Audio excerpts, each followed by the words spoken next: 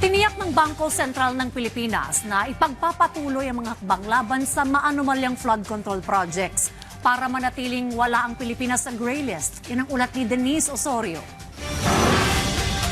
Sa Financial Action Task Force o FATF, malinaw ang panuntunan. Kapag mahina ang sistema laban sa money laundering at terrorist financing, posibleng maisama sa gray list ang isang bansa. At dahil sa umano'y mga anomalya sa flood control projects, posibleng mapasama ang Pilipinas sa nasabing listahan. Pero tiniyak ng Bangko Sentral ng Pilipinas na patuloy ang mga hakbang upang maiwasan ito. Kasunod ito ng paglabas ng National Risk Assessment na nagpapakitang nananatiling high risk ang Pilipinas sa money laundering. Aminado ang BSP na may nakikitang panganib na mabalik ang bansa sa nasabing listahan.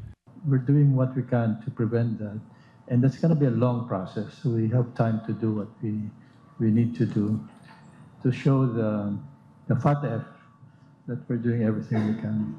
Isa sa mga pangunahing aksyon ng pamahalaan ang pagkuha ng Anti-Money Laundering Council ng mga freeze order laban sa mga account na iniuugnay sa umano'y maanumalyang flood control projects. Mahigit 4,600 bank accounts, halos 300 insurance policies at ilang e-wallets at securities accounts na ang naka-freeze na umaabot na sa tinatayang 13 bilyong piso. Matatandaang naalis ang Pilipinas sa FATF Gray List noong May 2025 matapos makumpleto ang action plan ng pamahalaan. Git ng BSP, kinakailangang amyendahan ang ilang probisyon ng Bank Secrecy Law upang mas mapalakas ang paghabol sa mga nagtatago ng ilegal na pondo. If these amendments are enacted into law, we will remove that protection that